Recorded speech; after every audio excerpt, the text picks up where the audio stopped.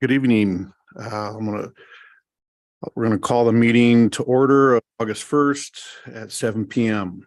For the audience here tonight, the city of Glendora utilizes a hybrid meeting format to allow for participation both in person and virtually. Consideration of others in the business conducted tonight, please silence your phones, any electronic devices, and refrain from speaking unless recognized. This is a public meeting for the community of Glendora. We do appreciate and respect your participation here tonight. Madam Clerk, would you please conduct a roll call? Thank you, Chair. So at this time, I would like to conduct an oral roll call and request that each commissioner respond with present when their name is called. Commissioner Davis, Present. Commissioner Crimmins, Present. Commissioner Koss is absent, Vice Chair Faber, Present. Chair Norwood. Present. For the record, there's 4 members present. Thank you. Okay, if you would join me in the Pledge of Allegiance. I pledge allegiance to the flag of the United States of America and to the republic for which it stands, one nation, under God, indivisible, with liberty and justice for all.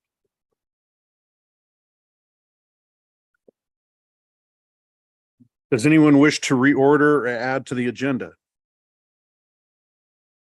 Seeing none, then we'll move on to the public comment period. I now invite members of the public to address the Planning Commission. Speakers are limited to 3 minutes, speaking once, both on and off agenda items. All questions should be directed through the presiding officer. This is your time to speak uninterrupted. If you are in attendance, please fill out a speaker card and submit it to the recording admin before the close of public comment period. Once recognized, speakers should advance to the podium, state your name and subject matter you wish to discuss. If you are participating via Zoom, select the raise hand icon in Zoom before the close of public comment period.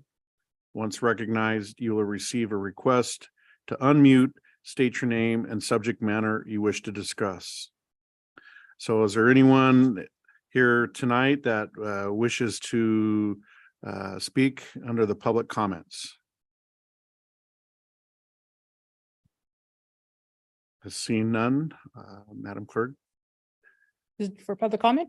For Okay, public go ahead and comment, come and speak. If you can state your name and then we'll have you fill out one of the cards. That's right there. Yeah. Good evening. My name is Matthew Lopez. we could fill that out after, Matthew. Oh, Okay, go ahead and good evening, City Council. As I stated, my name is Matthew Lopez. I'm here with my girlfriend, Cassandra Parra. We are recent new homeowners of a southern neighborhood in Glendora. I'd like to discuss the potential development that is based on the cross streets of Arrow Highway and Grand Avenue. We have a few concerns that we'd like to address, and we'd appreciate your attention.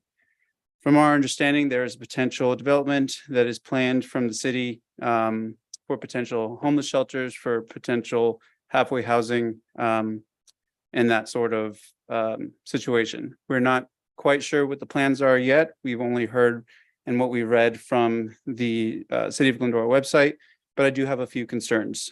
The first concern are that there are plenty of children that play on the cross streets of Dale Road and Bonita Avenue. There is a pretty horrendous parking situation that goes on there now.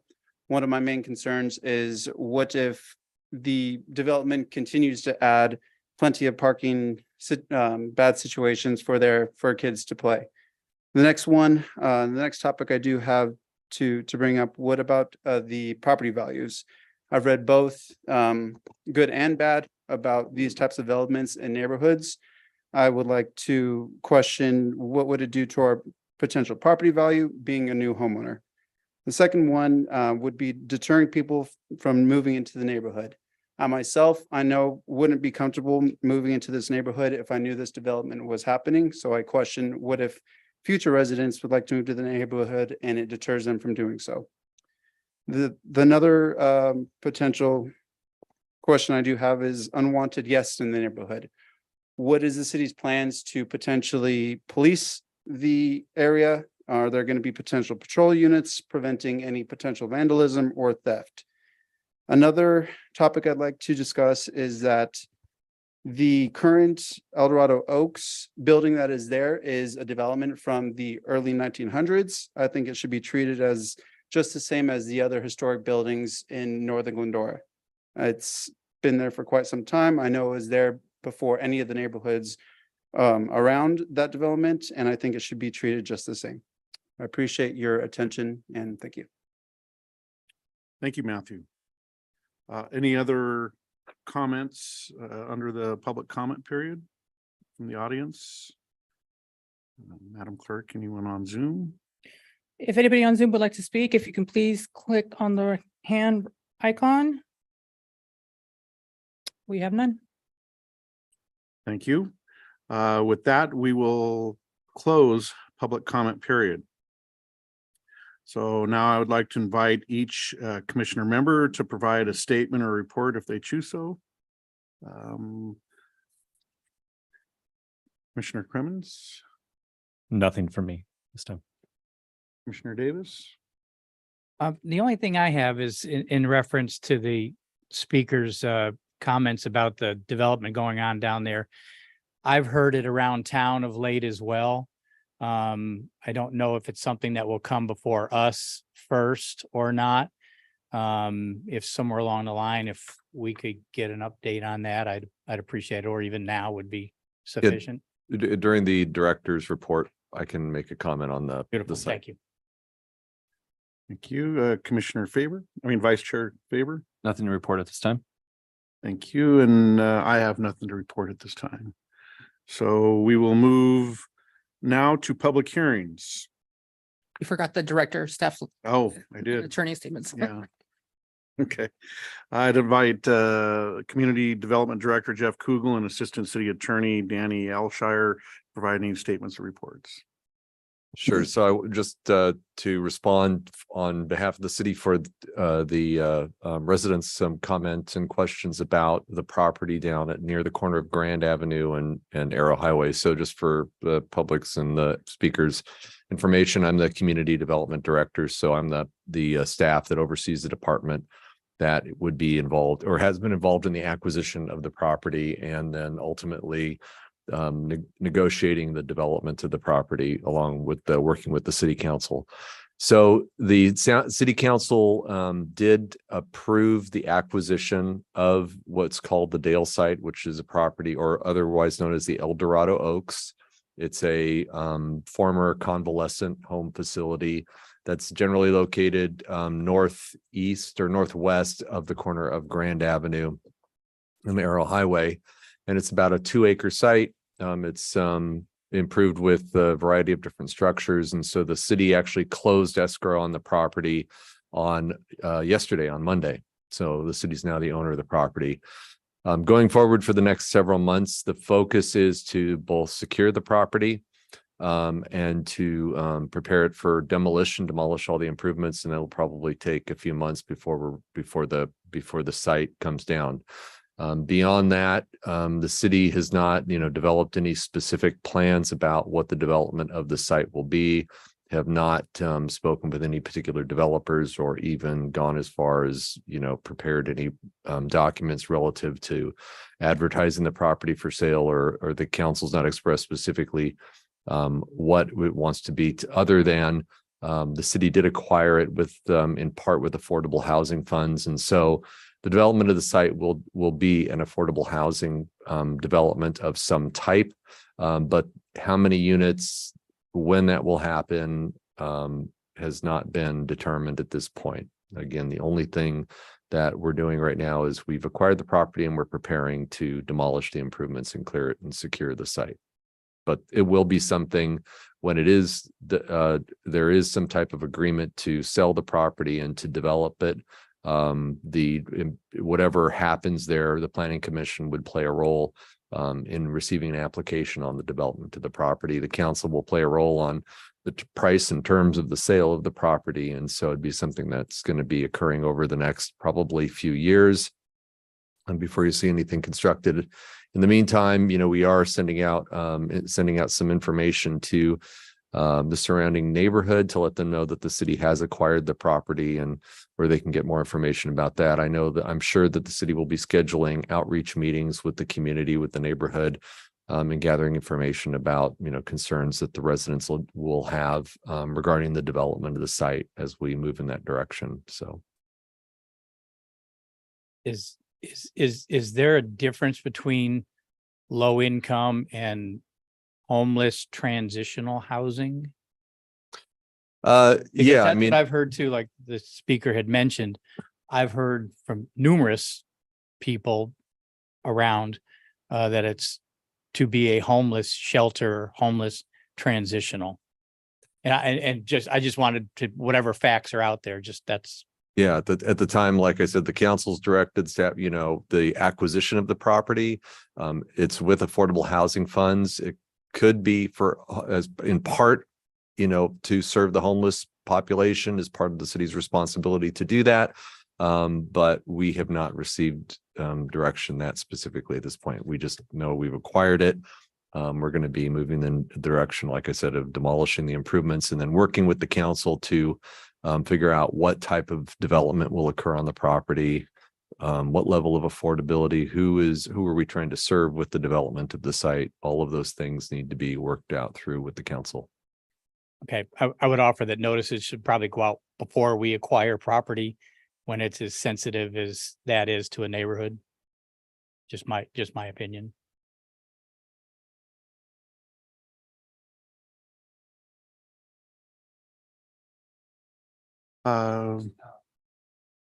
Nothing to.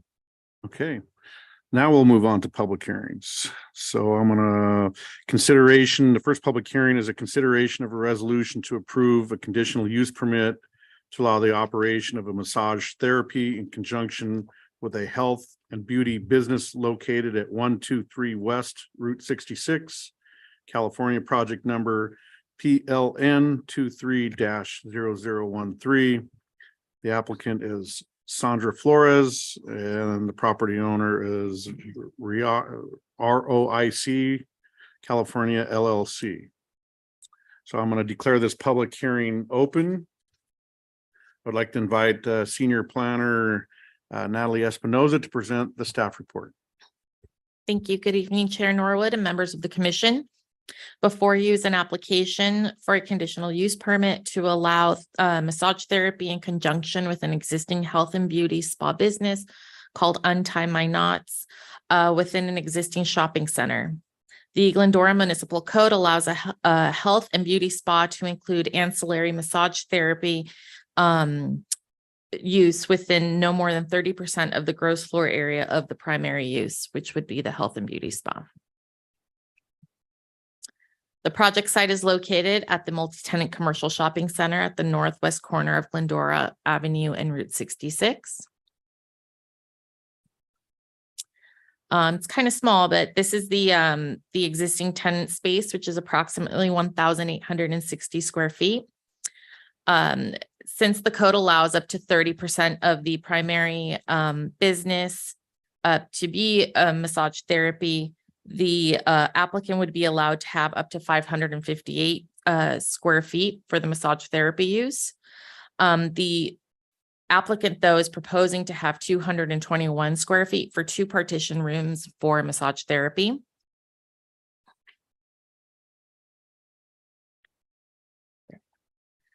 Like I said, this is an ancillary use to the existing health and beauty spa. They are occupying less than 30% of what they would be allowed, and it operates, the existing hours of operation are Monday through Friday, 9 a.m. to 7 p.m. And Saturdays and Sundays, 9 a.m. to 5 p.m. They will not be extending their hours. They will be keeping the existing business hours. Notices were mailed out to property owners within a 500-foot radius on July 20th. And also the notice was posted in the San Gabriel Valley Examiner on July 20th as well. Staff recommends the approval of the CUP for massage therapy in conjunction with the existing health and beauty spa. The applicant and I are available if you have any questions. Natalie. I'd like to invite applicant Sandra Flores to address the commission. You are allowed 10 minutes if you wish to. Is the applicant here? No. Okay. So now I'd like to invite the members of the public to address the commission and provide public testimony. Speakers are limited to 3 minutes, speaking once on this public hearing item. Once recognized, speakers should advance to the podium, state their names. All questions should be directed through the presiding officer. Are there any members of the audience that wish to speak on this public hearing? Looks like we have none. And then anybody on Zoom would like to speak, if you can please click on the hand icon. We have nobody.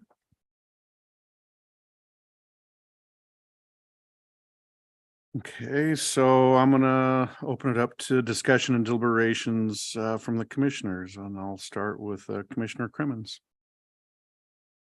I guess one question I would have would be regarding licensing of the massage therapist, but I don't know that there's anybody here that can speak to that. My understanding, I guess, is there's 2 routes to go through that, through the city directly or through the California Massage Therapy Council, I believe. I don't know if you happen to know which path they were planning on taking. And then secondarily, would there be additional background checks run by the business owner for the massage therapist? So most of the massage therapy, and we can ask the applicant to speak to it directly, but most of the massage therapists do go through the California licensing system. The city doesn't issue its own particular license. I believe that when they do request a business license and it includes massage, the police department does review the licensing of all the masseuses at the shop, but they are required to have that by the state law. To the extent that I think our role in the planning commission would be to regulate the time, place, and manner of the massage use, but typically it's they go through the state licensing for their permits, for their licenses. I did speak to the police department regarding this because we did route the plans and the business description to them. They visited the site and they presented everything from, doing an inspection, letting them know how it would be a safe business. And they did include two conditions of approval. The first one is that the applicant must comply with the facilities and operations requirements pursuant to our code, and then that each store needs to be labeled. So it doesn't necessarily talk about the CAMTC or the California Massage Therapy Council certification, but it does, the police is involved in this process.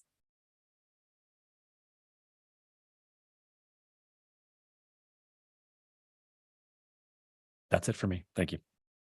Commissioner Davis. So that I'm clear, this is an existing building, an existing business, and they're adding on to it, and they're adding a massage therapy to a health and beauty salon. Is there the health and beauty part of it is sales of products, I'm assuming? No, they are estheticians and they do a lot of like facials and red light therapy, things like that. It's that type of a beauty spa. Okay. So, That leads to my next question of, and I guess maybe at some point, maybe a presentation from Chamber of Commerce in attracting, how they attract businesses to Glendora. Where I'm going with this is a tax base. Is there a tax on a massage? Is there a tax on massage there? I wouldn't think so. no, it's a service use. Okay. So. Because I see a lot of businesses that come before us that aren't necessarily providing any tax revenue to this city. And I So- guess, and this is a little bit of an offshoot, an issue that this came to mind, attracting businesses that have a tax base over one that doesn't. And I have no problem with this generally. Okay. So typically retail sales are permitted by right, and that's why it wouldn't come before the planning commission, but it's uses like this where it's a personal service that it does require a CUP. So that's why it has to come to the planning commission. Yeah. And I understand that. Aside from that, I guess I'd like to see talk with the Chamber of Commerce one of these days and maybe have a presentation of how they seek out, are they not responsible for seeking out businesses and trying to lure them to Glendora at some point? Is that a Chamber of Commerce directive of sorts? I don't know how much the Chamber of Commerce is doing that type of thing. My understanding primarily the Chamber of Commerce is, serving, providing, services and support to the businesses within the city, but I don't. Is there any entity in the city that is responsible for attracting businesses to Glendora? That'd be the economic development function. Okay, maybe that's who I'd like to see a presentation from, how they go about that, what criteria they present for the city and whatnot. And I just see a lot of things come into the city that are, while they're wonderful, they don't necessarily provide a tax revenue for us as well. That's all I have. Thank you, Vice Chair Faber. No questions at this time. And I have no comments or questions. So I'm gonna go ahead and close the public hearing and request a motion. I'll make a motion to approve. Second. Okay, so we have a motion by Chair Davis and a second by Vice Chair Faber to adopt a categorical exemption pursuant to California Environmental Quality Act for the project and to adopt a planning commission resolution PC 2023-10 entitled a resolution for the planning commission of the city of Glendora, California, approving a conditional use permit to allow the operation of massage therapy in conjunction with a health and beauty business located at 123 West Route 66 in Glendora, California, project number PLN 23-0013. And so that has passed. Oh, it has not passed yet. That's okay. I'll now conduct an oral roll call vote and ask for each member to vote on the dais. Commissioner Davis, Yes. Commissioner Crimmins, Yes. Vice Chair Faber, Yes. Chair Norwood, Yes. motion carries 4-0.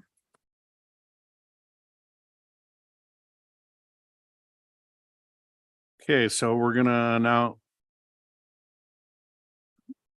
move to the consent calendar.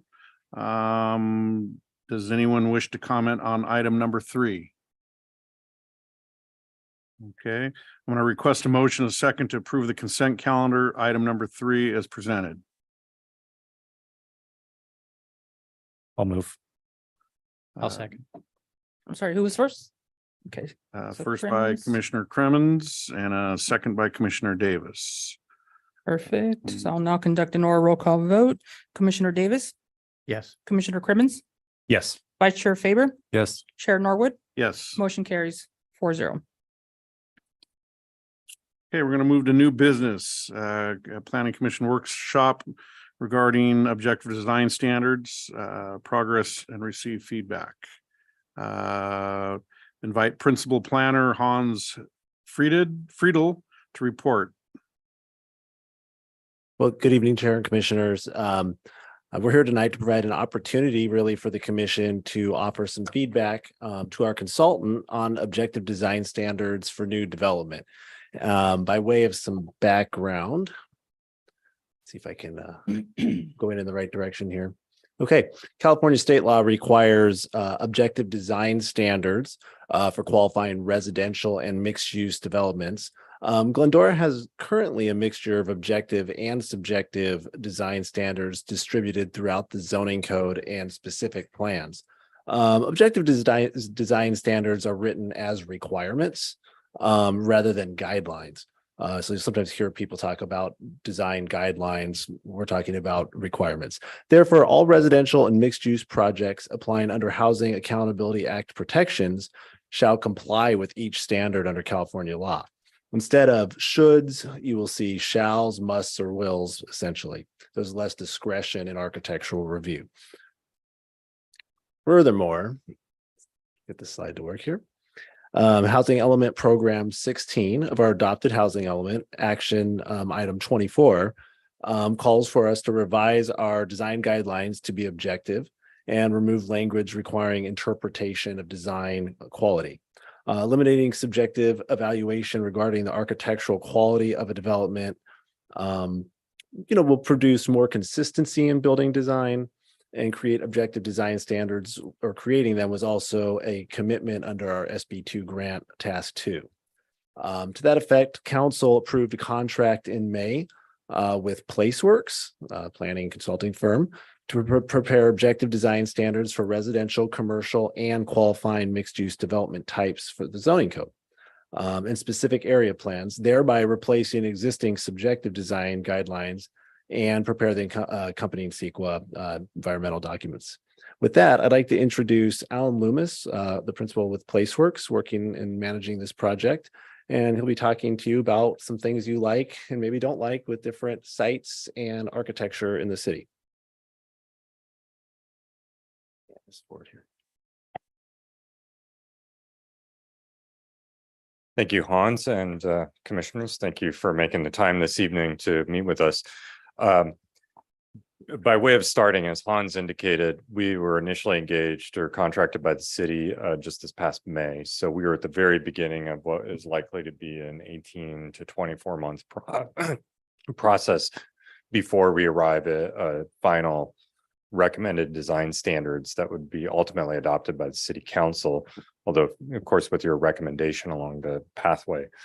So we're at the very, very beginning of our process, and it's appropriate to come to you as kind of key policymakers who see a lot of projects to solicit your opinions. So that's right now we're looking for some early guidance from you. So there's nothing proposed for you or any community members to react to at this point. We're looking for your learned wisdom and your role as reviewing projects and community members and leaders. Excuse me. So as I mentioned, in terms of our timeline, we just started this summer. What we've done so far is we had our kickoff meeting with city staff. We had a sit-down meeting with the mayor and the mayor pro tem, and we did a tour of some projects in the city with the city staff. We kind of loaded up into a van, drove around for half a day and got out, took some pictures, share some of those results with you and kind of our early takeaways, and ask you to fill in some gaps for us perhaps. So that's where we're at. We are, over the next couple of months, we'll start producing draft guidelines, or draft standards, I should say. One of the steps along that process is that we'll produce some set of draft standards. We're then going to sit down with the city staff and ask them to bring current projects and recent projects, and we'll kind of run those projects through the draft standards to sort of really beta test them before ultimately we bring something out into the public domain. When we finish that work, it's going to be right around like Thanksgiving. So we're going to hold off in any kind of public discussion and review of draft standards, other workshops, planning commission, public open houses. We've got a number of different tools that are in our contract that we're going to go out to the public with. That'll all happen starting in January, February, and kind of take place over a few months. All that feedback we received during that kind of early first quarter period, we'll kind of come back, revisit the standards as needed, and then ultimately in spring bring back a final set of standards for your consideration and recommendation to city council. And then we think probably by summer of next year we'll be in front of the city council for them to adopt the final standards. So that's our time frame. Just come back, we're at the very beginning of a process, looking for some early thoughts from the commission as to your opinions about the kind of development expectations you have in your community. So we want to talk about what we're going to cover through the objective design standards and what we will not cover. So as Hans alluded, the design standards are really intended to be a kind of substitute for current design guidelines. And when the state passed these laws requiring objective design standards, I think they would have pointed to language from that you often see in design guidelines that say, new development shall or should be compatible with the surrounding neighborhood. Well, what does should mean? Well, that's kind of wishy-washy. And what does compatible mean? Like that opens up the door for lots of arguments, either with the staff or in front of commissions and design review boards. We used to hear horror stories in Santa Barbara in particular of, people trying to get a project approved in Santa Barbara, and they had 34 hearings in front of their architecture review board, and it took 5 years. Those are the poster childs of bad behavior. When this state mandated that all cities in California adopt these objective design standards, principally towards accelerating housing production by eliminating the kind of the bad behavior of cities like Santa Barbara. So we're really geared towards trying to find measurable kind of standards and kind of precise language that can get at some of the design issues that are typically adjudicated or in design hearings, planning commission, design review board hearings, or oftentimes with city staff working at the planning counter. So we're going to end up covering a lot of those kind of design guideline topics like site planning and flow, the functionality of the way sites are laid out. Key one that all comes up in all the communities work with is massing and articulation. That is to say, how buildings push and pull and kind of get clipped on roof lines. We can deal with open space, amenities, landscaping, those kinds of topics. And then depending on the community's sort of desire, we can also address issues of materiality, architectural finishes, and sometimes we even go into architectural styles. So we're really covering a lot of what is normally considered like the qualitative features of designs. Again, by trying to provide precise language for those kinds of topics. But what we are not going to cover with objective design standards is anything that's already in your general plan or your zoning code. So your zoning code and your general plan already says if you're in commercial zone 1, the allowable height is 45 feet and the allowable density is an FAR of 0.15, or something like that. That is already covered in your zoning standards, and we will not be addressing that. So the key thing to understand is we are not going to be changing any of the allowable densities or heights that already exist within the city's regulatory framework. This is really about providing more clarity about the design expectations of how buildings are going to look and feel throughout the city. So that's a really kind of important consideration. Now, what's different about the charge that we've been given here in Glendora compared to many of the other cities that we've worked in and other cities working on these is that we've been asked here to develop objective design standards for basically all building types. The state law is really geared mostly towards multifamily building types, and particularly multifamily with a certain kind of affordability quotients. It doesn't necessarily mean you have to apply it to commercial. I think, in Sacramento, they're very interested in having housing being built. They don't really care if your auto dealer takes 10 years to get approved, it seems, but they really want housing to be built fast and quickly. But in Glendora, I think wisely, the staff has sort of said, look, we want to have a singular kind of, one process for all kinds of buildings. And so we've been asked to develop objective design standards to cover single family, multifamily, mixed use, and commercial, and to a certain extent industrial development in the city. So we're going to be looking at the whole spectrum of development across the city and trying to think, how do we describe design expectations for all these building types? And I will say one of the early conversations we've had so far with city staff is that we think that as you work your way down the scale on these bullets, that the standards probably should go from very simple to potentially more complex. So, single family homeowners, one of their few touch points with the city is going to be trying to pull a permit to add a room onto their house. And if they have to wade through a manual that's this thick, it's going to be a frustrating experience for them. So, our kind of guiding philosophy at this point is that single family should be very simple, like one page, and very easy to understand for, anybody can sort of pick it up and understand what the expectations are. Whereas when we get to mixed use or commercial development, it's appropriate, because those are more complex buildings, for those standards to be more complex. And anyways, most of the developers of those kinds of buildings tend to show up with high-paid architects and lawyers who can read things for them. So it's okay for those standards to potentially be more complex. But generally, the charge we've been given by city staff is aim for simplicity and err in that direction if at all possible. But that's a kind of early thought process we've had in how we're going to address those the wide spectrum of building types. So we've done this work in a number of other communities up and down the state, in the Bay Area, a number of cities here in Southern California. We're not the only consultants who are doing this work. As I mentioned, every city in the state has to tackle this problem. So every city is working their way through these challenges. And there are multiple different ways of doing it. While the state says you have to have objective design standards, they don't necessarily say how you go about doing that or what you necessarily have to cover. So by way of example, we're working in the city of Anaheim. We're developing objective design standards for them. Their focus has really been on their mixed use corridors. They've got a lot of long commercial corridors, and that's really where their emphasis is for mixed use development. On the other hand, we also did objective design standards for the city of Temecula. And they were only focused on what we were required to do by the state, which was for the qualifying affordable housing development. And their emphasis was really on architectural style. So we actually did, and Temecula and a number of other communities have attempted to sort of provide precise language for how you think about architectural styles and character features of different kinds of styles. And then in the city of Murrieta, which is just north of Temecula, we are also very close to finishing work with them. It's a mix of architectural style is important to them, but it's also related to building types. And in the case of Murrieta, the building types are kind of geared towards the height. So most of what you can build in Murrieta caps out at 3 stories. That implies a certain kind of construction technology and kind of parking arrangements. But there are also cases in certain parts of Murrieta where you can build multi-story buildings higher than that, up to like 5 stories, where you potentially have structured parking. And then believe it or not, in Murrieta, you can even build a high-rise under their zoning code up to 15 stories.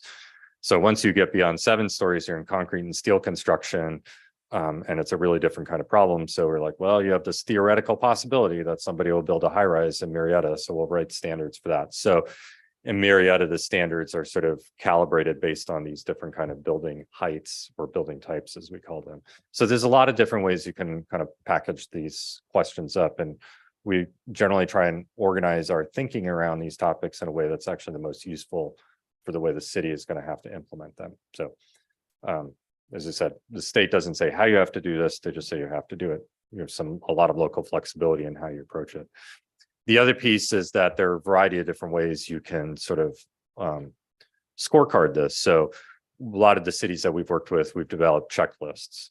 And so there might be hundreds of standards in the document, and we have a checklist of 100 different standards that has a yes, no, not applicable, that both applicants and city staff would fill out when an application comes in.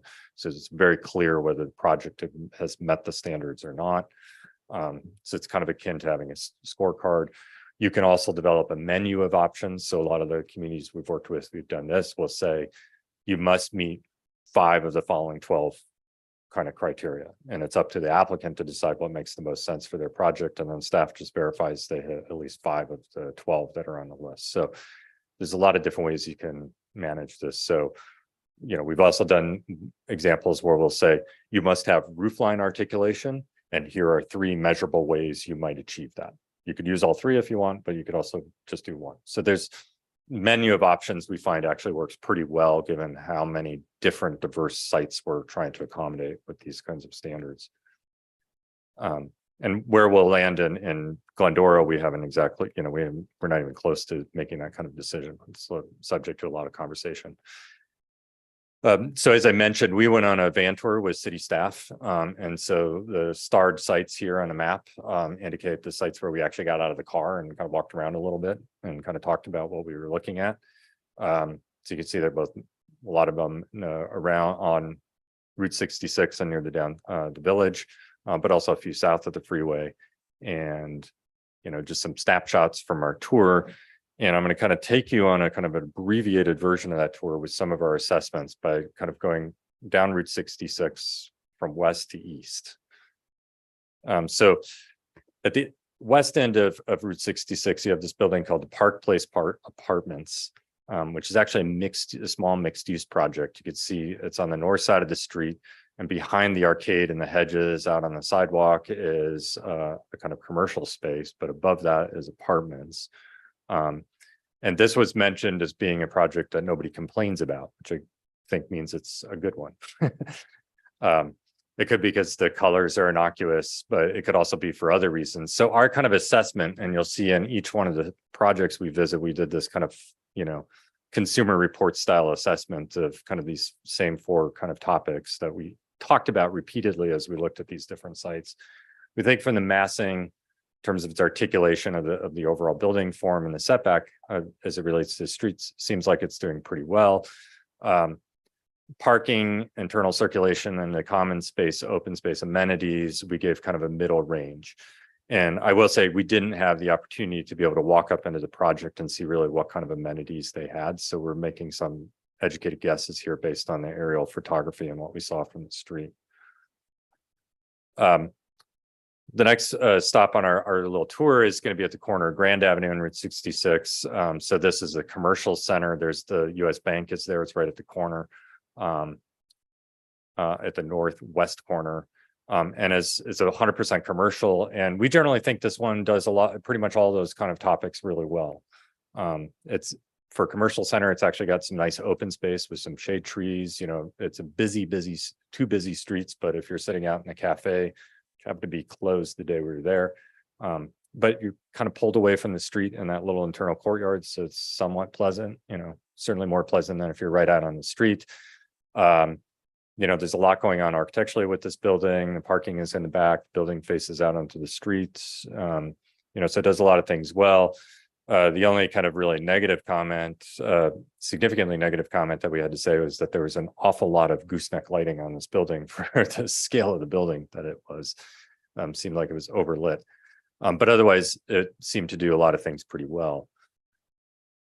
A few 100 feet to the east on Route 66, we come to the project known as Motif. So you probably know this is 3-story townhomes, kind of a brick base and mostly kind of beige and dark red stucco work. This one we spent a lot of time at, and as you can see, we had a lot of negative impressions. The massing as it relates to the street is not very articulated. The building just comes right down on the street. It's very flat as it confronts the sidewalk on Route 66. There's, coming back to the aerial or the street level photographs, there is virtually no setback from the sidewalk. If you are living in one of these routes, the street facing units, your front door and your porch, such as it is literally like right on the sidewalk. There's no landscape buffer at all. It seems like a pretty inhospitable sort of living environment. In fact, all the windows we saw, like the blinds were completely pulled down so nobody could look in the units. So from a setback standpoint, we gave this a lot of negative marks. And then on the parking, internal circulation, and open space and amenities, both negative marks for this development. It's not gated, so you are able to kind of walk around and into it as John Q or Susie Q citizen. But that little patch of green space with that tiny little pool is it in terms of amenities for a development that has quite a few units. There's also no rooftop decks at all. So like, if you live in this development and you want to kind of get a breath of fresh air, you've got this tiny little patch of green space to use. And the internal circulation is such that it's pretty much all given over to cars. It's all asphalt and, you know, and cars and driveway spaces. So there really isn't any pedestrian kind of pathways throughout the site. Basically, if you want to walk out of your front door, you just end up and get to Route 66. You end up kind of walking through where driveway spaces dominated by cars.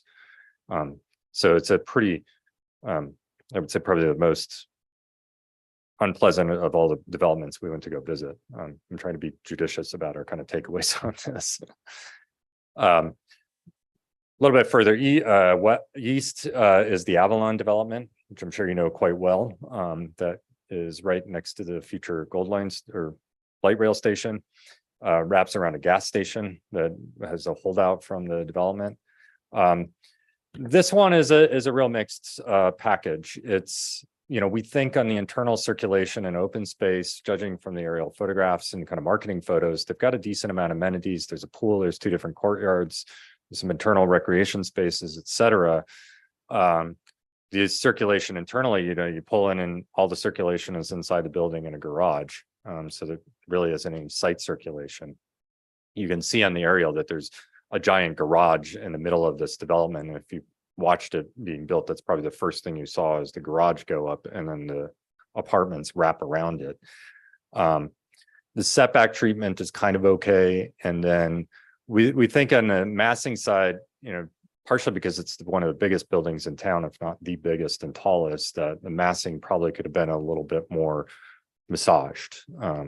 You know, it certainly seems to have generated some negative impressions simply by being big. And maybe bigger than is kind of expected in the community. The one kind of cautionary note on this is that this may be more akin to the prototypes that we're going to see as the development occurs around the train station. Is that this is this is probably, if you go down the gold line in the future rail stops, you see more and more developments like this. So this, we're really going to have to think hard about this kind of density, I think, and how to address it from a design perspective. Right around the corner, this one, not on Route 66, is a development called Glendora Station. This was built many, many years ago, anticipating the future light rail line. And so this is the one on Glendora Avenue as it sort of twists to get up into the village. And so you can see on the aerial, the future light rail station is, you know, directly to the south of it. This has a lot going for it that's positive. The massing, there's a lot of kind of manipulation of the building forms, a lot of smaller scale buildings. It's not one big building, it's a bunch of smaller buildings. The setback on Glendora Avenue, in contrast to the motif development, is very nice. There's a kind of layering of landscape where, you know, there's kind of a first layer of landscape, and then it elevates, there's kind of higher landscape, and then there's the porches for the units that face out onto Glendora Avenue. So it's quite nice. The parking and internal circulation seems pretty decent. It's all kind of tucked behind. We gave it a negative mark on the open space and common amenities, because if you walk around this site, you'll see there's basically no common amenities whatsoever. There's a small corner park up at the north end of the site that I guess was supposed to be their amenity space, but there really isn't much by way of amenities for the number of units that are there. But otherwise, it's a very attractive project. We have heard in conversations that the internal configuration of the units is very tight and maybe not ideal, but you know, we're approaching this from the outside looking in and our kind of evaluation at this stage. And then moving down to the very east end, or kind of near the east end of Route 66, is the Elwood family apartments. This was one that we actually drove by, but we did talk about a bit. This one is similar to Avalon, but maybe not quite the same scale. So it's a real mixed bag in terms of how we might think about this. Again, it has a pretty aggressive stance towards Route 66, where the building just comes straight down onto Route 66. And when you're talking about residential on like Route 66, Arrow Highway, Foothill, like we really think like what we saw is residential being right on the sidewalk on those busy streets is not terribly desirable. The massing is okay. Open space, again, it seems like there's a pool, so it seems pretty nice. One thing that's worth noting on this one is that it essentially, from the Route 66 size, it has underground parking, but because the ground is sloping downwards as you go south, by the time you get to the south end of the building, that parking is actually sticking out as a full story above ground. And so properties that are on the south side of Route 66 or the south side of any Glendora street are going to be able to take advantage of that. In this case, it backs up to a wash, so it's not really a big issue, but you can imagine if that situation is backing up to a single family neighborhood, there's going to be some adjacency issues that for the residents directly to the south may find rather unpleasant. So that's, and now properties to the north can't take advantage of the slope in the same fashion. So this was kind of a mixed response. So some of our kind of takeaways from the tour is that we really, like I said, we really sort of thought about articulation and the terracing of street facades, and how, particularly when they're all residential buildings and residential units, as they're engaging the sidewalk on these rather busy streets, Route 66, Arrow Highway, et cetera, that's the more distance and landscape and terracing and elevation of those units we could get from the sidewalk, it seemed to be desirable. The motif where you're right on the sidewalk was really pretty clearly an unpleasant situation. So ground floor residential uses definitely need to be elevated from the sidewalk and set back with landscaping.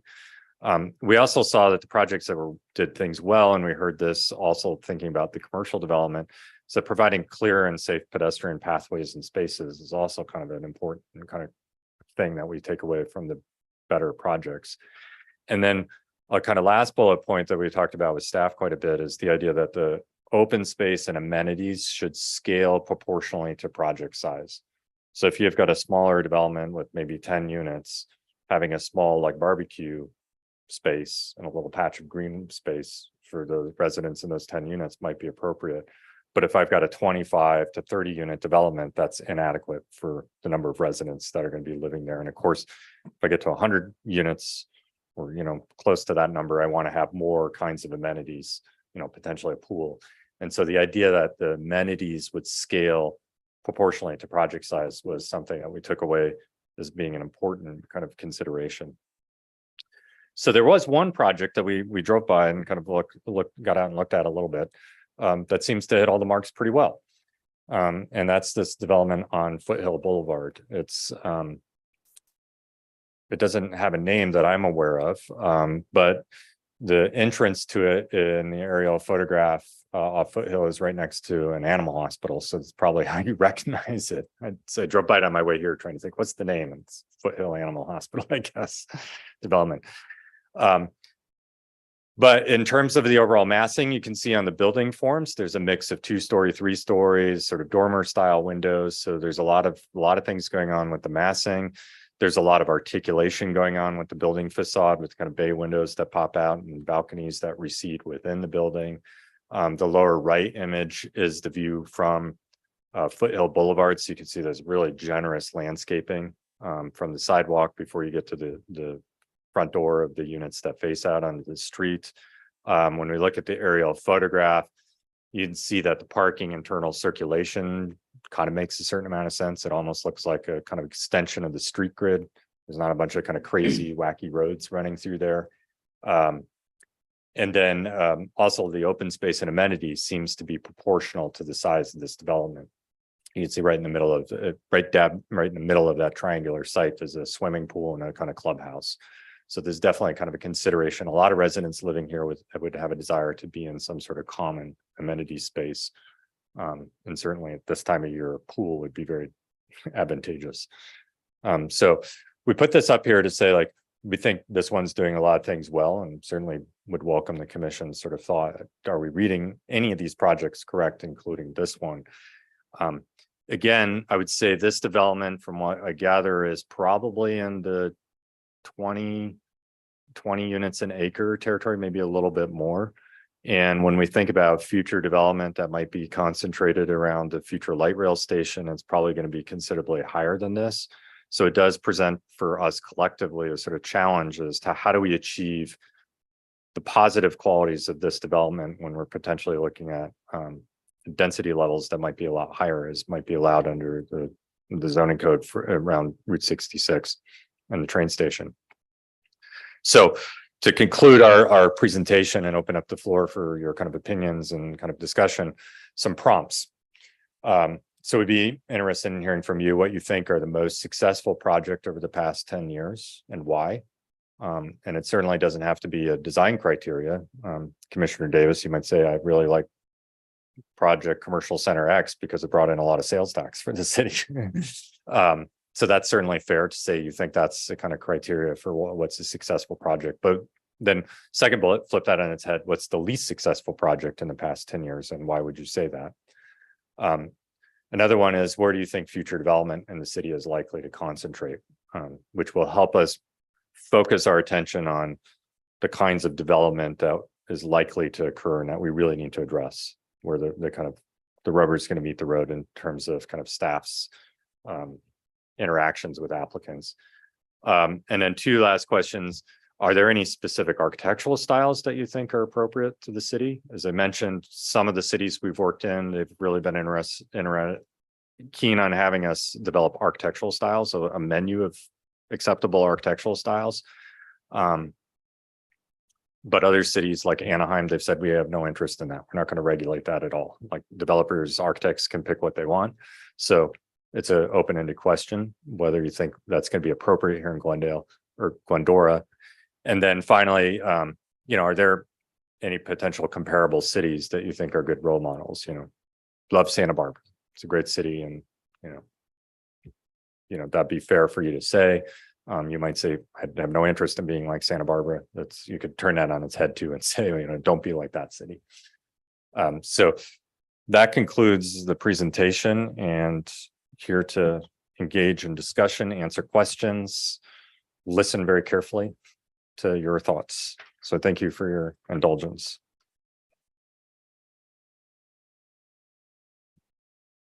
Thank you. Find my place here. So I'm Going to open this up for discussion with the commissioners at this time. So if we have questions for the presenter, we'll keep them up at the podium for a few minutes, and I'll start with Commissioner Davis. Oh, okay. I got a lot of notes here. I don't want to take up too much time, but w- jumping right to the what is the most successful or least successful? Define successful. You use my example of a tax base to it, but that brings me to the question: are we talking residential or commercial for all of our design standards here? You've highlighted a lot of residential in this presentation, but I'm assuming somewhere along the line, commercial's got to have a place for Correct. objective language as well. Correct. As I mentioned at the beginning, our charge and our contract with the city is to develop design standards for all development types, including commercial.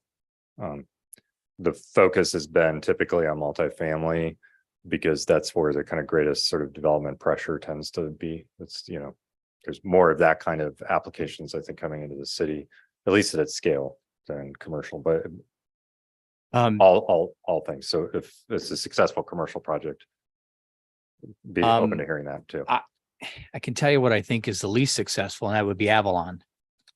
I think the size and the massing on that, that was a huge topic of debate back when, and I'm not a fan of the way it sits. The other one that's on Route 66, I don't like that Elwood. I was looking at the picture of the one on Elwood, and there's towels hanging over the balcony on a fairly busy street, and I'm like, okay, well, in and of itself, that's not a big deal. But when you've got balconies that open with no overhangs, people start hanging stuff out there. I don't know. I guess you could call it looks trashy. How much of the language that we're going to revise here and the approach we're going to take to approving these projects, how much of this ties back to staffing? I guess you could say if you streamline it, you don't need as much staff. But what I hear a lot of times is we're understaffed. Do you anticipate that the revised language to be more objective than subjective will eliminate the need for more staffing? Or Well, I'd invite the community development director to weigh in on this, but having spent 15 years of my career in city hall and planning departments, I can say that there's kind of two components to this. The subjective language enables multiple rounds of conversation to get a simple project approved. Applicants keep coming back to staff over and over because they're trying to interpret what staff is saying. And so they keep guessing and guessing. So one project potentially just keeps coming back as opposed to getting approved. So that's staff time, right? That they're not spending doing something else as they engage in that back and forth. And then the other kind of component where staff time gets consumed is when they're preparing reports for planning commissions, because it's a simple approval of a kind of design issue and they've got to write a whole staff report to bring it to you and then schedule a hearing and all that. So that's also staff time. That clear objective standards that would eliminate that back and forth and enable staff level approvals with criteria that's very clear and not have to bring things in front of the planning commission will enable a kind of more efficient use of staff time, staff that is already here in the city. So it's your experience, it's your experience and opinion that it would obviously create less roadblocks, less back and forth, therefore less staff? Well, I'm not sure it would necessarily be less staff, but by eliminating the roadblocks, it would enable the staff that you do have to be more efficient about the use of their time and review more projects in a given amount of time. So that's been my experience working with cities. And I would say the goal of the state in passing this kind of legislation is to eliminate those roadblocks. They're pretty clear that that's what their goal is. Does that ultimately relate to less staff or more staff in your experience? Or is it a push? It's a kind of push and pull. I think, let the community development director weigh in on your specific staffing situations. think So. The level of staffing needed for current planning, depends on, the volume of work and, what's going on. I think the commission, in terms of understanding, let's say just what the planning function does, not development services, the things involved in processing applications that involve planning, building and engineering primarily. We have a fairly, healthy, residential community that is constantly wanting to do add-ons and things to their homes. On the current planning side, I would anticipate that, to the extent that you get more applications and we have as Alan said, the pressure in terms of where we see interest is in the area of multifamily projects. We're currently processing several, but in terms of staffing, I think that what is involved in current planning only tells part of the story. I've got more long-range planning projects than I can even think to tackle in the time frame that I'm supposed to tackle them. So I don't know what this will do to the staffing needs for the department. I think that remains to be seen. Will it mean that you don't need as much effort on current planning? I don't know. We'll see what happens. I think that if this is implemented and, becomes part of the city's, what we're doing for a period of 2 or 3 years after that, then we'll see where we are, I think, and where the economy is. But Is this something that we have to submit to the state? Do we have a deadline for any of this? this is an objective in our housing element. So we don't submit this to the state, but in terms of measuring progress on how we're, will report that we've achieved this task when we get it done. Will they review it and come back to us and say this, like our No. RENA numbers? They won't No. come back and say, or our housing element, they won't come back and say, this isn't gonna fly, or, No, it's not subject to their approval like okay. other parts of the housing. It's simply a task. So that there's we've no carrot, there's no stick. No, other than our commitment to do it. And actually it's state law, so we have to do it. So Well, I will say that the stick that the state has is that if a qualifying affordable housing project, the application is submitted in the city, the city through the staff cannot turn down the project using subjective criteria. So if you've got design guidelines that say it should be compatible with the neighborhood, the staff can't say, I'm denying this project because it's not compatible with the neighborhood. It has to be, it's not compatible with the neighborhood because it doesn't have certain kind of terrace setback of 15 feet, Right. So one of the reasons cities are eager to get on with this task is in the absence of it, there's a significant loss of local control for certain kinds of projects. Would you say, objective standards would lead to more or less? A project comes before us or comes before council and the public has some weigh in on it.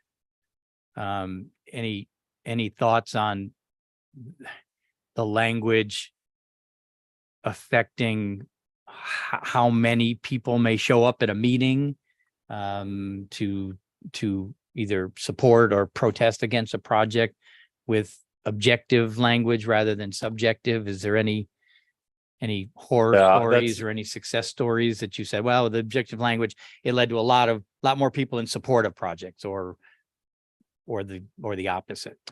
I think, and our experience so far with the communities we've worked with is it might be a little bit too soon to say. Okay. Most of the cities have adopted their objective design standards within the past 12 months.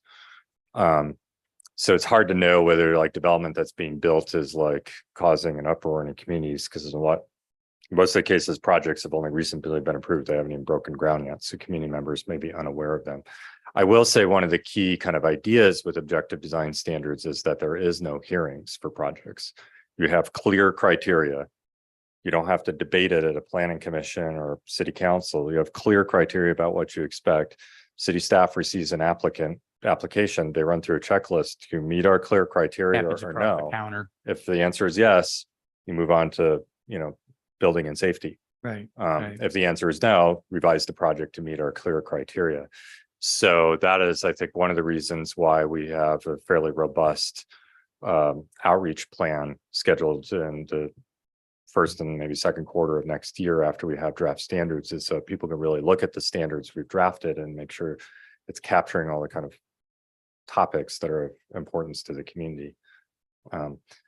That being said, the state law only requires this kind of objective ministerial or staff level review for those certain kinds of qualifying affordable projects. So how far Glendora would like to take the staff level review is a policy decision that kind of resides here. Just a couple more and then I'll be done. The Foothill project, the one over there where the is it Naked Juice? Wasn't it Naked Juice that was over there? On Foothill? The one that I brought up. No, that's Foothill right there. Yeah, the Foothill. Yeah, Naked Juice used to be over there. I like that project. I like the way it sits back. I like the flow of it an awful lot. I'd like to see most of our stuff. If we've got to go big, I'd rather see it look like that than Avalon.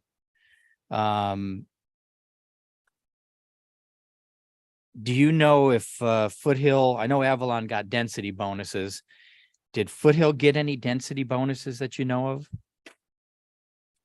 Yeah, there was a special overlay created for this area back in 2009. Okay. But this project is much less in density than Avalon, where Avalon is over 50 units to the acre, and it's apartments. It's a different type of project. This one is around 17 units to the acre. It's not even 20 units to the acre. Yeah. So it's at the comfortable density one that allows you space for amenities and things like that. But this is an example where, the reality of when you're dealing with a developer and the push and the pull and the back and the forth between the developer and staff, and then the council and the commission, produce, what they produce. It's not always perfect. I mean, looking at this, I remember specifically, trying to get the developer to make that pool area even larger and not build the house and eliminate the housing units around that area. But there's things, that's ultimately they wouldn't do that. So, and there were difficulties with this site too. So, this site had a fair amount of, underground contamination related to a dry cleaner that was on the site. It took a long time to remediate at heavy cost.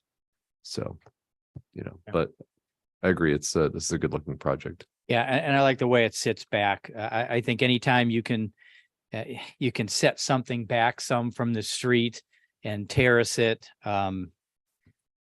If you got to live with something large, you gotta terrace it back. You got to set it back. Otherwise, the public's just not gonna. They won't like it. Scale proportionally the common areas. What? How many barbecues to the apartment are you? It's like, is there a checklist for that? I like that because the one that was on Glendora Avenue, northeast of that. Go back past Avalon. Yeah, There we that go. one there. This No, one. yeah, that's it there. Yeah, that little park up in the corner there is pretty useless. I go by there all the time and you never see anybody out there. So plus if you're all the way down here at the end, you don't want to walk all the way, you don't want to walk 2 blocks to get to a barbecue. Right. So scaling proportionally, not only Yeah. proportionally, but logistically as well. Right. Well, there's a couple of approaches we've taken with other communities in this question. What we've often done is we've said after you pass the threshold of say 50 units and then again at 100 units or, we whatever that number is, let's just use 50, 25, 50, 100 for now. A 25 unit project maybe is required to have either one major amenity or 2 minor amenities. And then we define what is a major amenity versus minor amenities.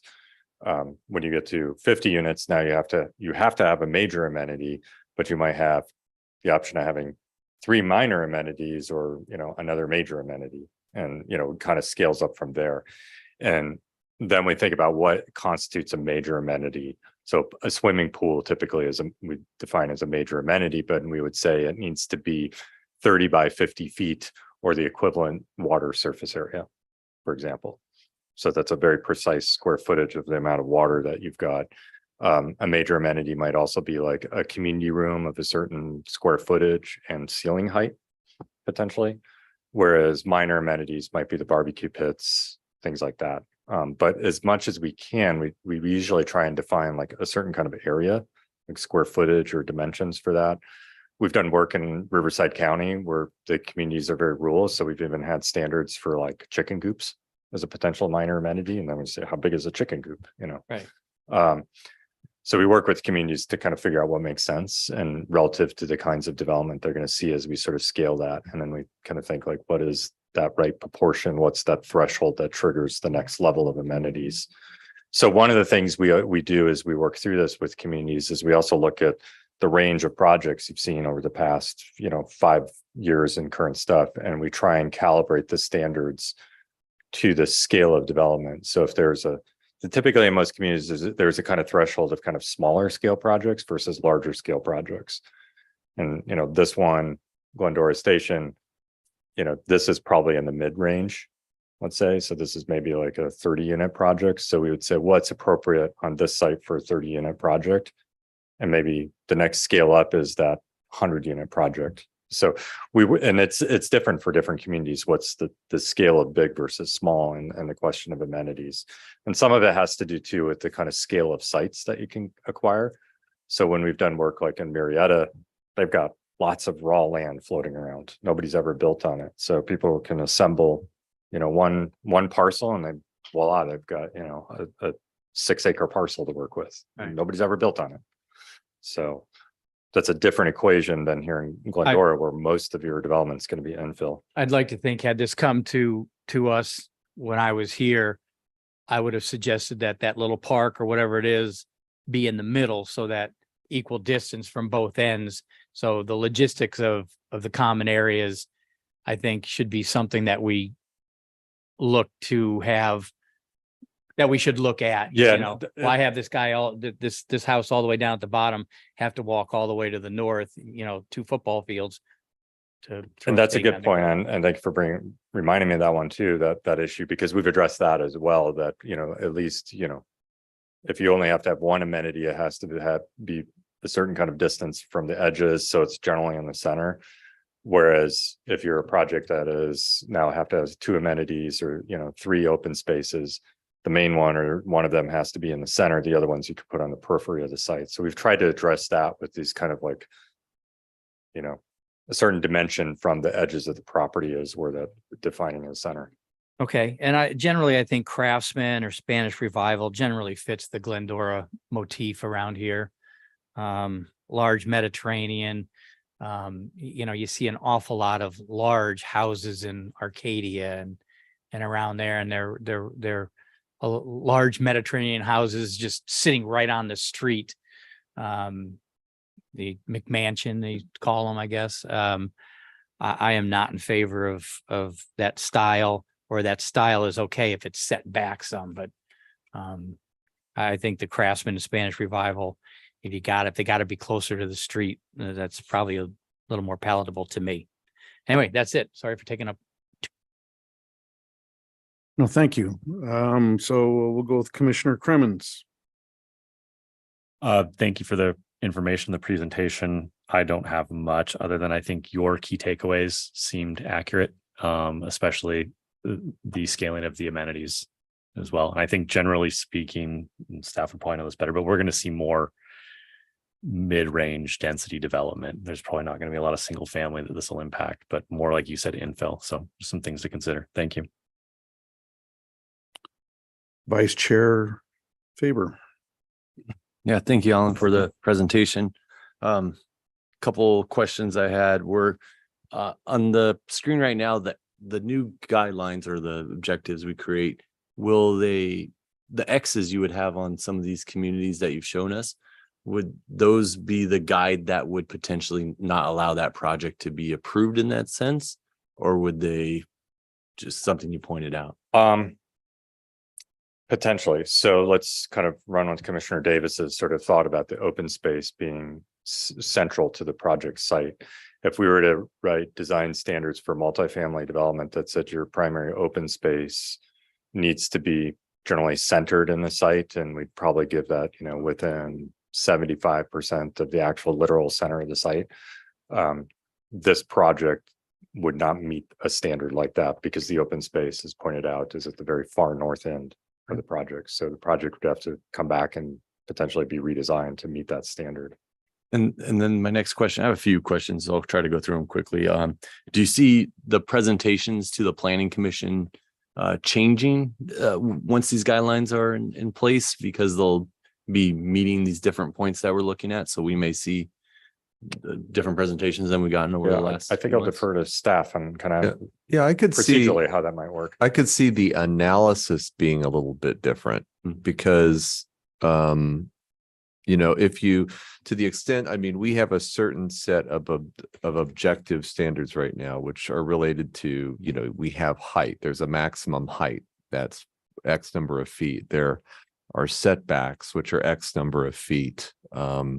There's an open space requirement, which is a certain number of feet. We don't have a location per se, but it's a certain number of feet. There's minimum parking requirements. So added on to that basic, those a list of objective basic zoning standards. I mean, right now, the analysis, I think if you were going to look, this project we're looking at here, for example, was evaluated under the Route 66 specific plan at the time, which has its own set of design guidelines. And so there was probably, I'm sure, some, you know, analysis of that, what those guidelines say relative to this. But these set of guidelines we're developing will be different in that they're going to be more like, I think, what our basic zoning standards are. In other words, you know, you have a maximum height, you have a maximum parking, you have to have this type of amenity based on the size of the project. So it'll be, I hate to say checking the boxes because that sounds too simple, but it'll be more like the analysis will be, do you meet the standard or you don't?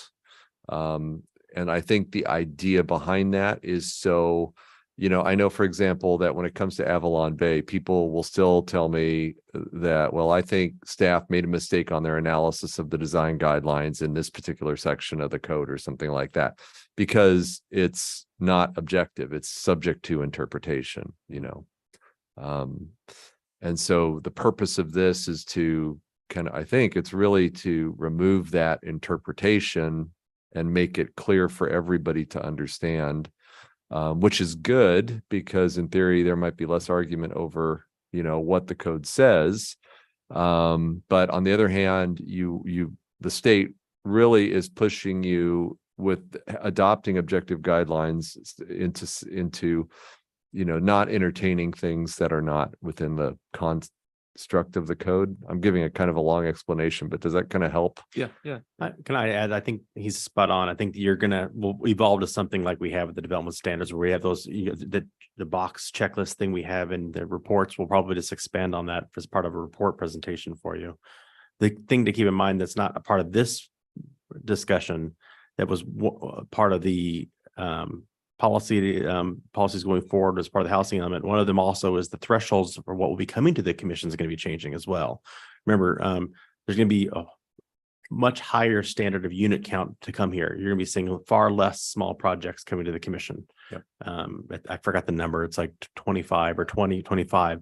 Something less than 25, you guys won't even see anymore in the future. So it's going to be primarily for this commission will be the bigger stuff. Okay. Yeah. And then I think you talked about the beta testing or a testing of future projects that would go through your plan. And my suggestion would maybe to do one of the ones that maybe we already approved that for us, for the planning commission, that we had seen, you know, and maybe it's a future one now, but once you get the design guidelines, so we can relate it back to us instead of thinking of a future one that we already saw. Right. So that would be good. I know it looked like you went through one project on Arrow Highway, but it seems like a lot of the development's going to come to us that will be on Arrow Highway too. And it's a mixed bag down there, I guess. So that I think, and I don't know if the northern part translates to that southern part. So I think that'll be something that you just, as you work through it, you'll start to see. It's probably something good. I think, well, the one you were on, the, oh, now I missed the name. I'm gonna go with successful project. Besides the barbecue, the Glendora station, it seems like it fits in well, I think, in that area. I think the massing, yeah, and setbacks and what was there and what's there now, you know, you drive by it, it seems like it fits in well. Sure, I think the open space could have done something. I know the Avalon one is the big one, but to me, the one that actually is a little rougher is the Motif at Glendora, right? I mean, that thing just, you drive by and you feel like you're just gonna fall over because it's so close to the sidewalk. So I think that's probably one that's less successful of the ones you've shown here to me.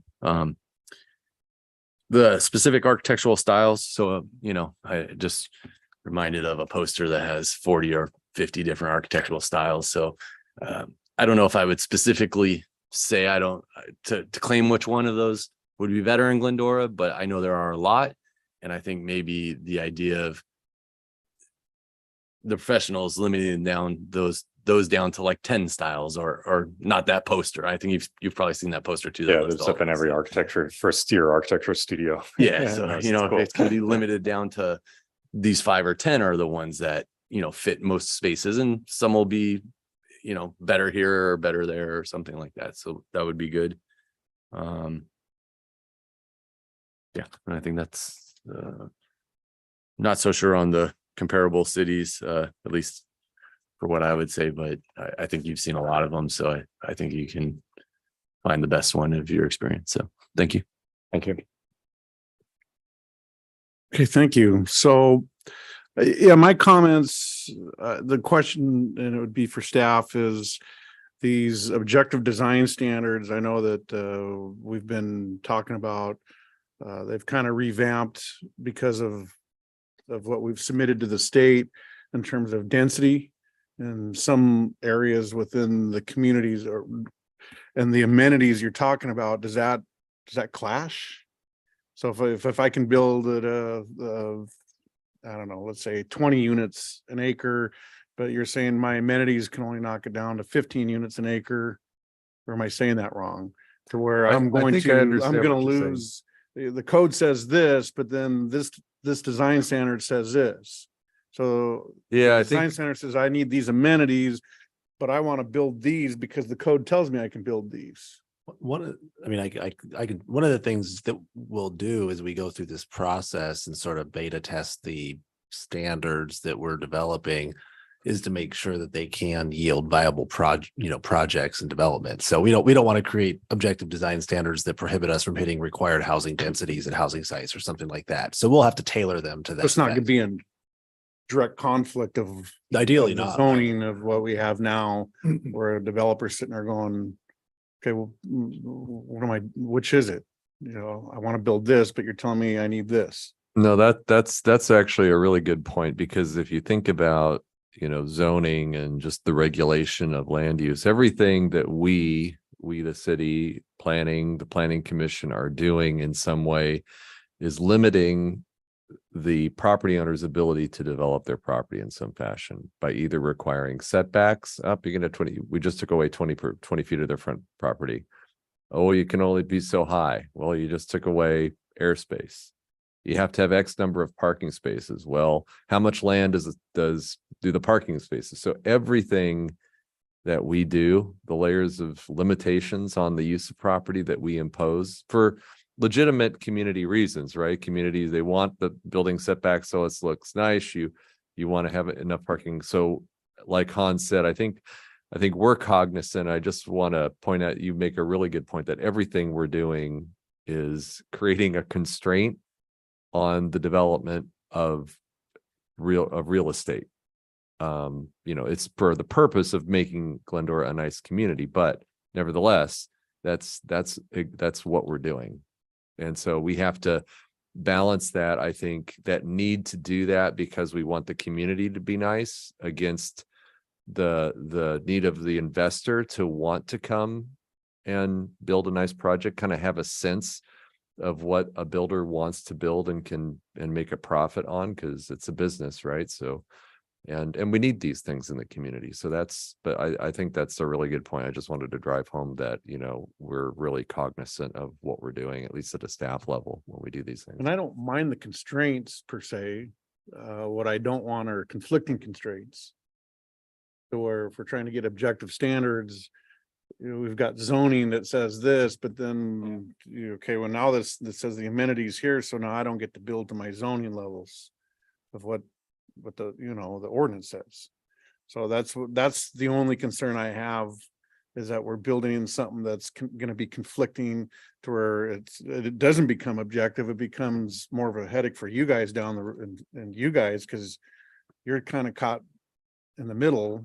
You want to uphold the ordinance, but what you're doing. Something beta testing should ferret out a little bit, shouldn't It will to a certain extent, and that's why I said, as we think about the standards and the scaling proportionally of the open space amenities requirements, that's where we spend a lot of time looking at the development you are seeing in the community and the sites you are seeing. So we're setting the standards in a way that's realistic for the kinds of development that are coming to Glendora, and we're not basing it off the models that we developed for Marietta, which, as I said, is a very different kind of community.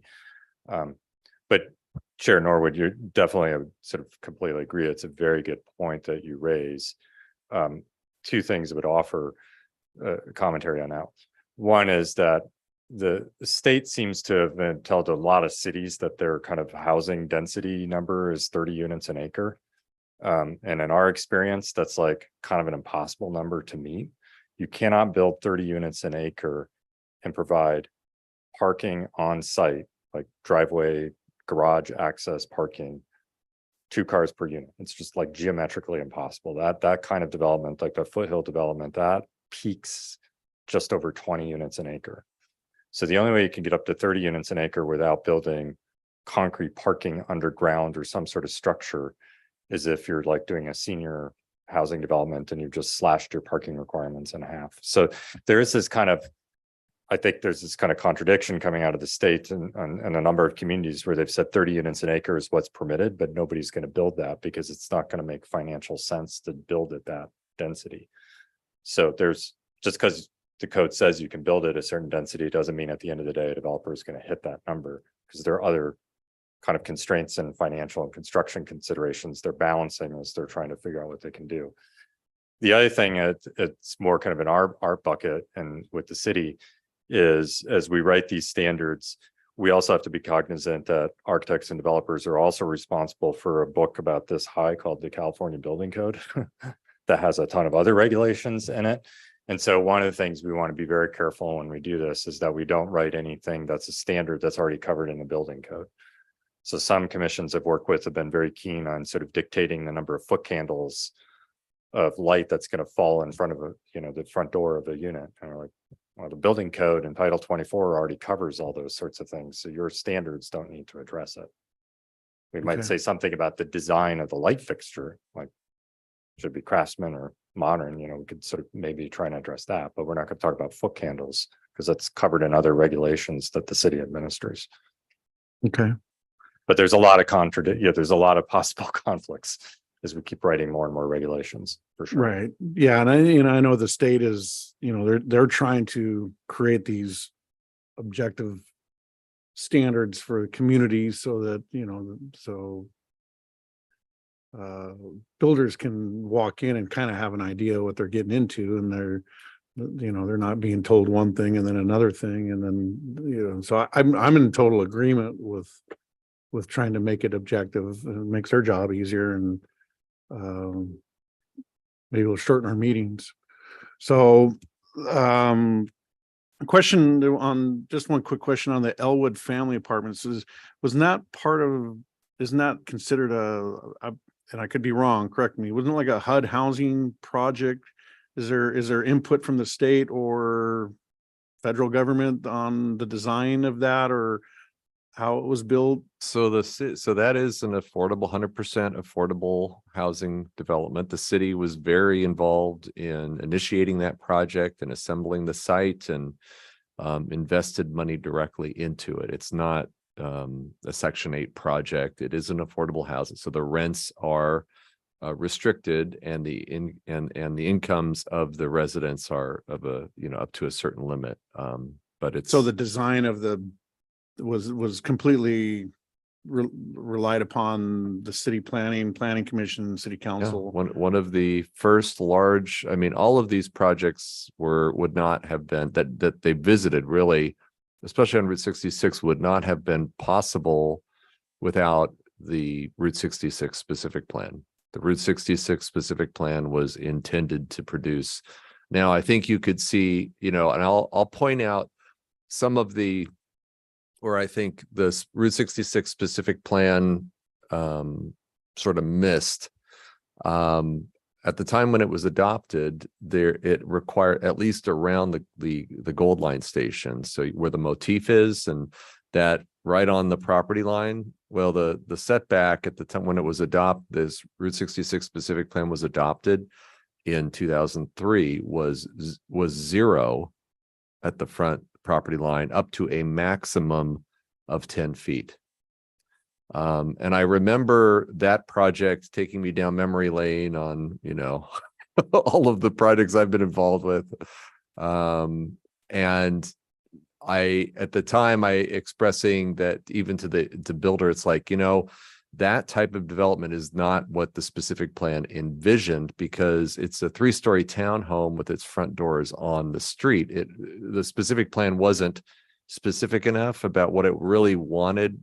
Was a little bit like what Avalon Bay did, and even more so like what the Forestdale Apartments did, where it was the idea was to put commercial down at the ground floor. I think what was envisioned, which is why they had that setback on the street, not necessarily have front doors in the street. So you got to be careful. The lesson of that is that, as well-intentioned as some of these things are, they tend to have a tendency to produce unintended consequences.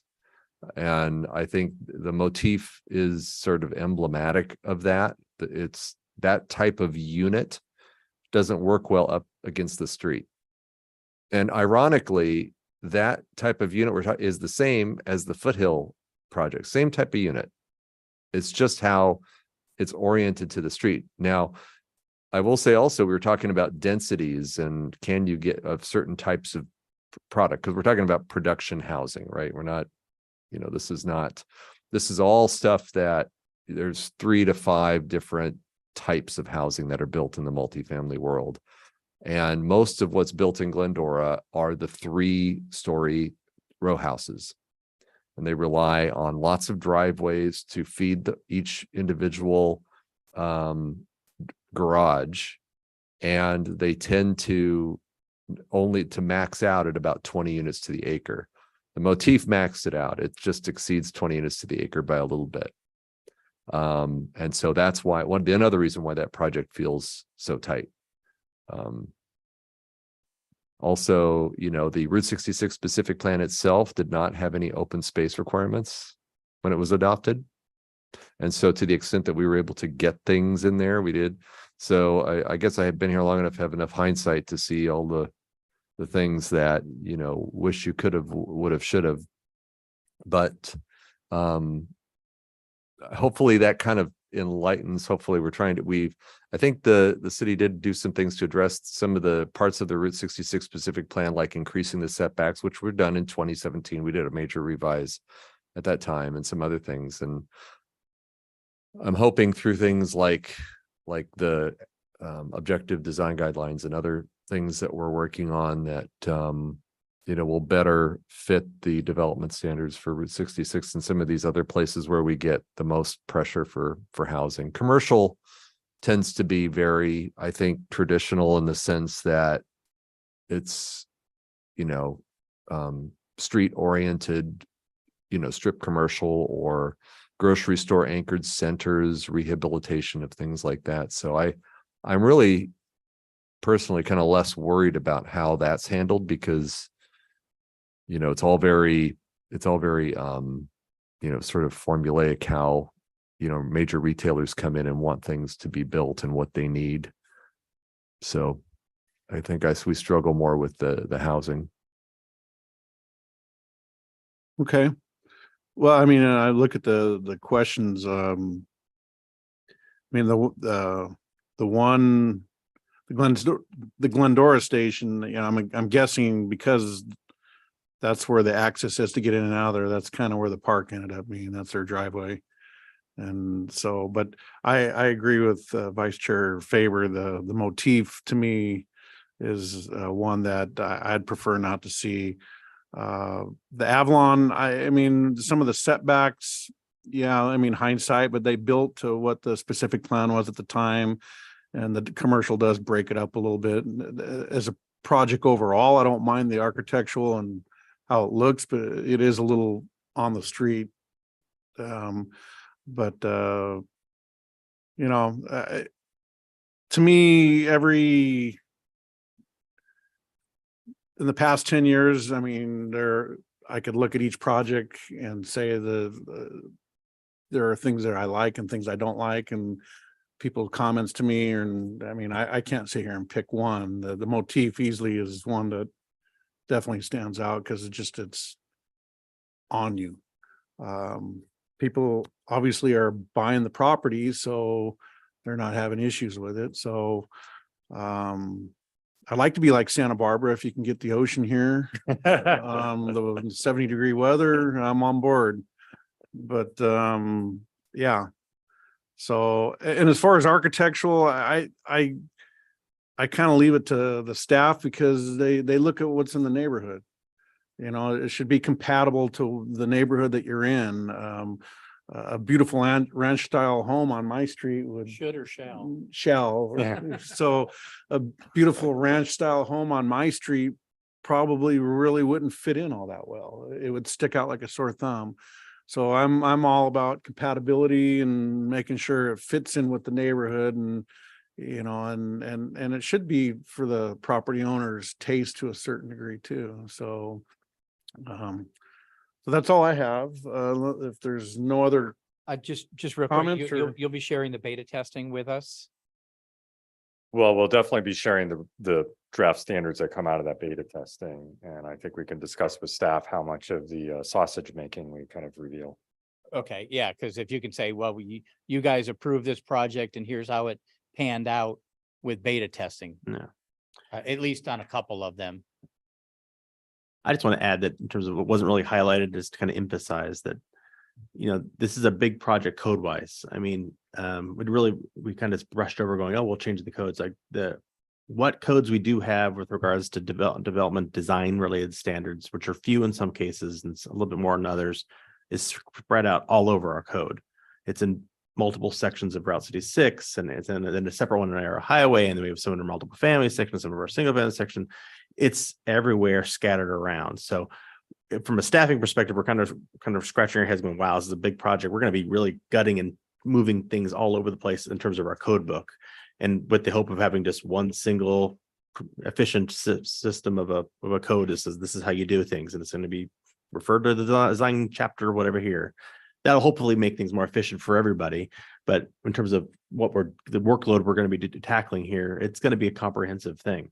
It's not going to be a small feat to kind of change that. And that's good and bad. I mean, for efficiency, it's good. It's also good that, while the state's making us do this, that's bad. Maybe you're good, but it's also going to be good in the sense that where we don't have standards, like we don't have hardly any standards at all for single family, none. So that, I mean, in some ways that's good. If we're going to be now adding some, maybe that's good for the ones that, hey, there's bad examples out there that maybe that'll help that not to happen, but then it's going to make some people do some now, or which is maybe good. So kind of really emphasize the amount of the code work here isn't a small feat that's going to be tackling. Ever change too. Yeah. It's changing while you're driving a car while trying to tune it. Yeah. But if I may sort of throw in, like, the other thing we emphasize with all the communities we do this work on is, like, we want to design something that can be amended in the future. Because we probably won't get it 100% right, at some point a year from now, you'll come back and like, oh, you want to tweak this a little bit, didn't quite work out the way we intended, we forgot something. And then the other reason is, we will all be quite foolish if we think the state legislature has stopped passing laws related to housing production and what local planning jurisdictions can do. Next year, there'll be more. Okay, and if there's no other further comments or questions, I'm gonna ask for a motion to receive presentation, provide feedback on objective design standards to consulting team and staff, which we did tonight. So if I have a motion to present, and we're just filing, right? Make a motion. Vice Chair Faber, I'll second it. And we'll wait for a roll call. See. I'll conduct an oral roll call. Commissioner Davis, Yes. Commissioner Crimmins, Yes. Vice Chair Faber, Yes. Chair Norwood, Yes. motion carries 4-0. Motion carries, and so I'm gonna invite any commissioners and staff to make closing comments. And I'll start with Commissioner Crimmins, Nothing at this time. Thank you. Commissioner Davis. Flashback Car Show, August 19th, and I want to thank staff and everyone for the presentation. Awesome work, a lot of work. I agree with you, Mark. It's a yeoman's task out there. Vice Chair Faber. Yeah, second that. Thanks staff and Alan for the objective design standards presentation and all the work you've done so far, and more importantly, all the work you're about to do on this. So thank you. Yes, I concur with my partnered commissioners on all the good work you guys doing. Looking forward to being part of the process. So with that, we're gonna adjourn at 8:40. Ask.